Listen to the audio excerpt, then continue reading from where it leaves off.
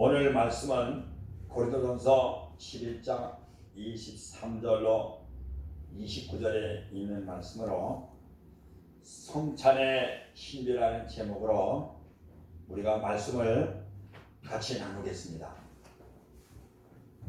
여러분, 성찬 예배, 성찬식에 참여한다는 것은 엄청나게 중요하고 매우 중요하고 그리고 또 특권이고 그리고 또 성찬에 참여함으로 말미암아 더욱 우리가 주님과 함께 밀접하게 가까이 된다는 것을 우리가 알아야 됩니다.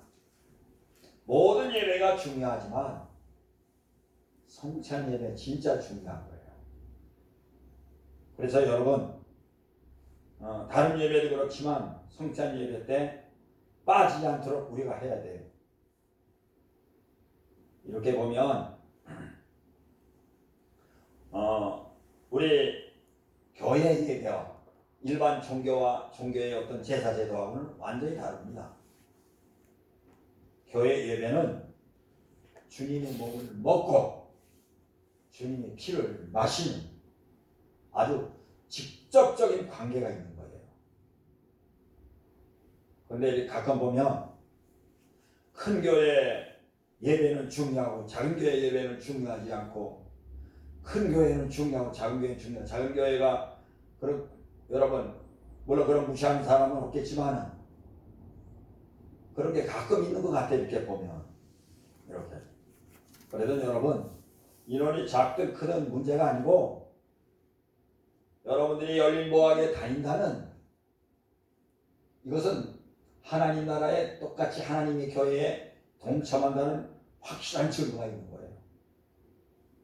그러니까 특별히 저와 여러분이 우리가 예수 그리스도에 대한 자부심이 있는 만큼 또한 대한예수교 장로의 보안교회에 대한 자부심도 있어야 됩니다.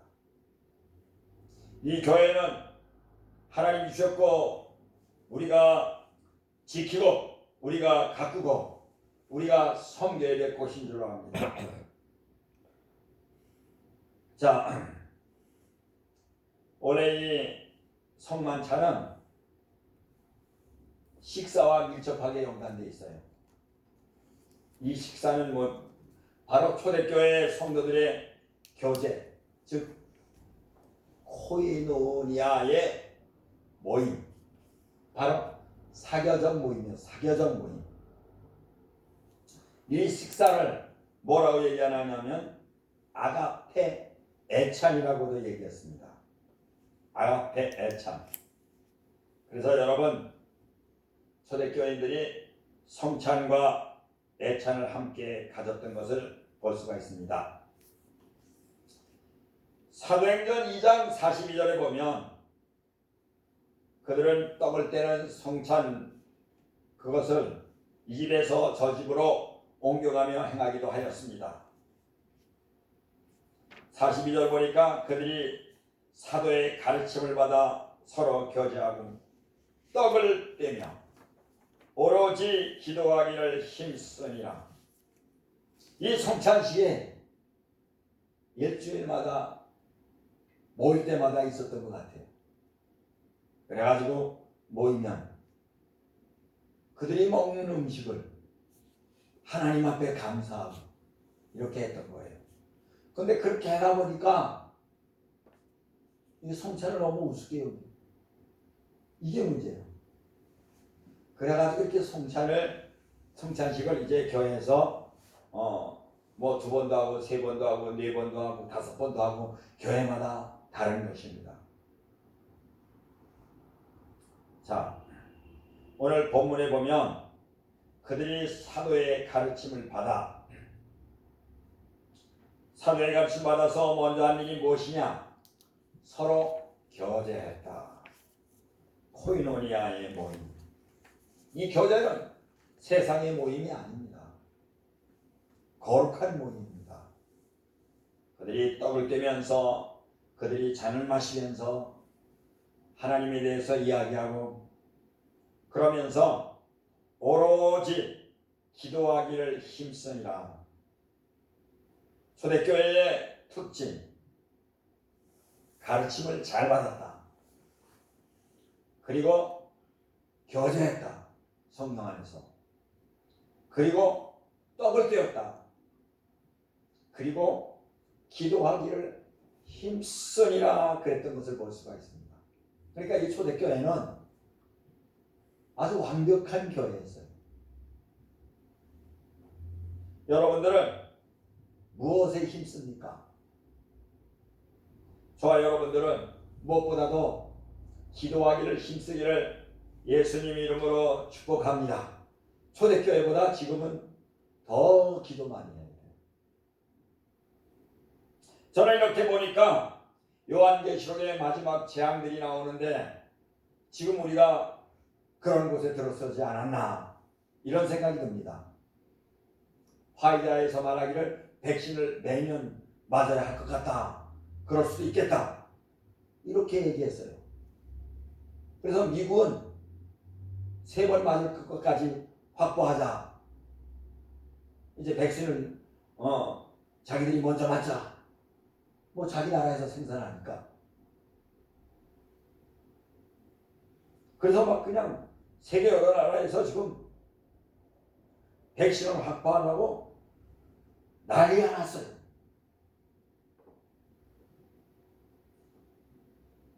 우리나라는 백신도 확보하지 못하고 그러면 우리 교회에서는 어떻게 할까? 백신을 확보하기 위해서 애를 쓸 거 아닙니다.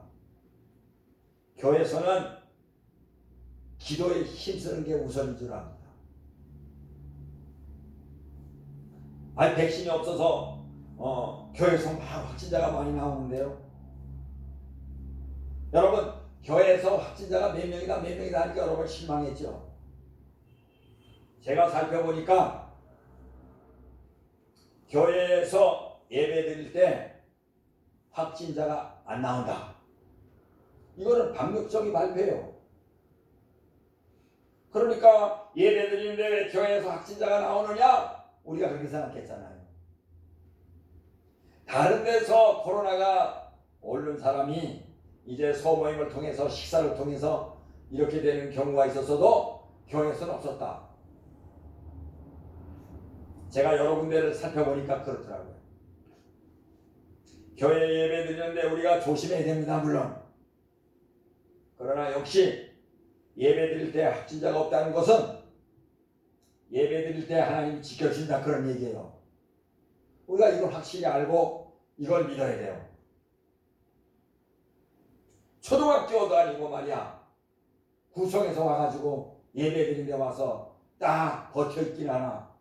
문 열고 어쩌고라고 하지 않나. 시장이 바뀌고 나서 그런지 몰라도 요즘엔 안 그래요. 교회는 하나님이 계시는 곳. 예배 드릴 때는 코로나가 없다. 그 대신 우리가 소모임, 식사 이런 것은 안 하잖아요. 자, 사도행전 2장 44절에 보니까 믿는 사람이 다 함께 있어 모든 물건을 서로 통용하고 또 재산과 소유를 팔아 각 사람의 필요를 따라 나눠주며 그랬습니다. 어떤 사람은 말하기를 공산주의가 교회에서 나왔다. 아닙니다. 어떻게 공산주의 같이 이 악한 게 교회에서 나와요? 공산주의가 교회에서 하는 것을 본딴 거예요. 벤치마이킹 한 거예요. 벤치마이킹. 자, 그런데 여러분 공산주의자들이 나눠주는 거 뭐 이런 거는 교회에서 서로 물건을 통용하고 이런 것하고 완전히 다릅니다. 교회에서는 자발적으로 예배드리고 자발적으로 헌금하고 자발적으로 선교하고 자발적으로 구제합니다. 공산주의는 강제로 빼앗아 가지고 이제 국민들에게 조금씩 줍니다. 그러면서 마치 스탈린의 은혜니 김일성의 은혜니 이렇게 나가는 거예요. 공산주의와 우리 기독교하고는 전혀 틀리다. 그리 벤치마킹에서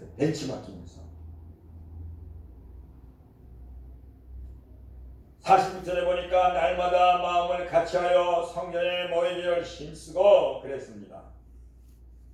초대교회는 얼마나 은혜가 충만한지 날마다 마음을 같이하여 성전에 모이기를 힘쓴다고 그랬습니다. 그러나 지금은 일주일에 몇 번 모이는 것은 물론이요, 일주일에 한 번 나오는 것도 억지로 나오는, 여러분 공산주의자들이 억지로 물건을 빼앗는 것처럼 교회도 억지로 나오고 성찬식도 억지로 참여하고 기도도 억지로 참여하면 그게 뭐가 되겠습니까? 하나님의 은혜를 받은 사람은 우리가 자발적으로 하는 거예요. 기쁨으로. 내가 기뻐서 예배드리지 않고는 견딜 수 없고, 기뻐서 찬양을 하지 않고는 견딜 수 없고, 기뻐서 복음을 전하지 않고는 견딜 수 없고. 오늘 여기 보면 날마다 마음을 같이하여 그랬습니다. 여러분, 그리스도인들은 마음을 같이해야 됩니다. 그리스도인들은 성전에 모이기를 힘쓰고, 어디에 모여요? PC방에 모여요? 노래방에 모여요? 부산에 코로나가 심한 것은 노래방이 전국에서 제일 많다고 합니다. 원래 이 노래방이 이게 부산에서부터 올라갔거든요. 일본에서 와가지고. 날마다 마음을 같이하여 성전에 모이기를 힘쓴다. 집에서 떡을 떼며, 집에서 떡을 댄다고 보니까 이런 구역예배같이 서로 다니면서 가정에서 축복하고 가정에서 기도하고 그리고 떡을 떼었던 것을 볼 수가 있습니다. 구역예배가 많이 없어지는 것 같습니다. 여러분, 초대교회처럼 집집마다 다니면서 축복하고 떡을 떼고, 이거 굉장히 중요합니다. 보아교회는 끝까지 이 구역예배가 계속 되기를 예수님 이름으로 축복합니다. 그러면서 기쁨과 순전한 마음으로 음식을 먹고, 예배드리면 기쁨이 있어야 돼요. 예배드리면 순전한 마음이 있어야 돼요. 성도들은 순전한 마음이 있어야 돼요. 깨끗하고 오로지 주님만을 향한 마음, 이런 순전한 마음. 그 다음에 47절에 보니까 하나님을 찬미하며 또 온 백성에게 칭송을 받으니 주께서 구원받는 사람을 날마다 더하게 하시니라. 그렇습니다. 하나님을 찬미하고 온 백성에게 칭송을 받으니 구원받는 사람을 날마다 더한다. 그래서 여러분, 초대교회는 힘이 있어요. 성만찬의 축복이 있었고 성령께서 함께 하심으로 말미암아 그 예배가 살아있는 예배가 되었고 성도들의 신앙이 살아있는 신앙이 되었던 것을 볼 수가 있습니다. 그들은 어떤 모임에 있었는지 예배 모임에는 항상 떡을 떼면서 잔을 마셨던 것을 볼 수가 있습니다. 어느 건물이든 집이든. 그렇기 때문에 여러분, 성만찬이 얼마나 중요하냐? 성만찬은 기독교 예배의 중심이다. 액세서리가 아닙니다. 성만찬을 통해 그리스도를 기념하고 예배하고 참여하였습니다. 이것이 말 그대로 성찬이다. 성찬이다. 그리고 감사의 표시가 있었고, 아주 그들은 성만찬의 특별한 예배를 매주마다 모일 때마다 드렸던 것을 볼 수가 있습니다. 시간이 흐름에 따라 교회에서 애찬은 점점 사라지게 되었고 결국 애찬이 사라지고 이제 성만찬만 남게 되었는데, 고린도 교회에서 송만찬과 그 다음에 애찬은 함께 더불어 행하여졌던 것을 볼 수가 있습니다. 여러분, 고린도 교회에서는 우상 숭배와 사회생활이 밀접하게 관계를 맺고 있어요. 이교도들의 관행으로 우상 숭배자들은 음식을 먹지 않을 수가 없어요. 시장에서 산 음식은 다 우상과 관계가 있어요. 그래서 여러분, 교회에서 하는 성만찬, 정말 예수님의 살과 피를 마시는 그런 아주 좋은 예식은 진짜 필요했던 것을 볼 수가 있습니다. 자, 초대교회 애찬은 자신들이 먹을 음식을 직접 가져오게 되었습니다. 부자들은 풍성하게 가져왔지만 가난한 사람들은 조금 가져오거나 빈손으로 참여할 수밖에 없었는데, 그런데 부자들은 자기들이 가져온 것을 부자들끼리 나눠 먹고 가난한 형제는 자기들끼리 가난한 음식을 먹었어요. 이와 같은 광경을 본 사도 바울이 통문에서 책망하기도 하였던 것을 볼 수가 있습니다. 여러분, 우리가 코로나 때문에 교회에서 식사는 못하지만 교회에서 식사하는 거, 이것도 애찬입니다. 애찬. 초대교회처럼 자신들의 음식을 직접 가져온다. 여러분들의 집에서 정성껏 준비해서 나름대로 반찬을 가져온다. 이게 다 성경에 있는 거예요. 성경에 있는 거. 고린도전서 11장 17절에는 내가 명하는 일에 너희를 칭찬하지 아니하나니 이는 너희의 모임이 유익이 못되고 도리어 해로움이라. 먼저 너희가 교회에 모일 때 너희 중에 분쟁이 있다 하면 듣고 어느 정도 믿거니와 너희 중에 파당이 있어야 너희 중에 옳다 인정함을 받은 자들이 나타나게 되리라. 그런즉 너희가 함께 모여서 주의 만찬을 먹을 수 없으니 이는 먹을 때 각각 자기의 만찬을 먼저 갖다 먹으므로 어떤 사람은 시장하고 어떤 사람은 취함이라. 그러니까 어떤 사람은, 부자는 자기의 많은 것을 가져다가 자기들끼리 먹고, 가난한 사람은 오히려 배고파서 배에서 쩌락소리가 나고, 22절에 보면 바울이 큰 톤으로 책망하는 것을 볼 수가 있습니다. 너희가 먹고 마실 집이 없느냐? 너희가 하나님의 교회를 업신여기고 빈구한 자들을 부끄럽게 하느냐? 내가 너희에게 무슨 말을 하랴? 너희를 칭찬하랴? 이것으로 칭찬하지 않노라. 여러분, 교회는 중요합니다. 교회 예배는 중요합니다. 구역 예배 업신여기지 말아야 돼요. 새벽기도 업신여기지 말아야 돼요. 교회가 작다고 업신여기지 말아야 돼요. 작든 크든 다 똑같은 하나님의 교회입니다. 하나님의 교회를 업신여기고, 하나님의 교회를 업신여기고, 이 대한민국 정부에서 하나님의 교회를 업신여기는 징조들이 많이 나왔습니다. 23절에 보면 내가 너에게 전한 것은 주께 받은 것이니 그랬습니다. 이 성찬은 주님께 받은 것이다. 주님께서 받은 것이다. 여러분, 이 성찬은 십자가에 달리시던 6월절에 주님이 제자들에게 먼저 행하신 것을 볼 수가 있습니다.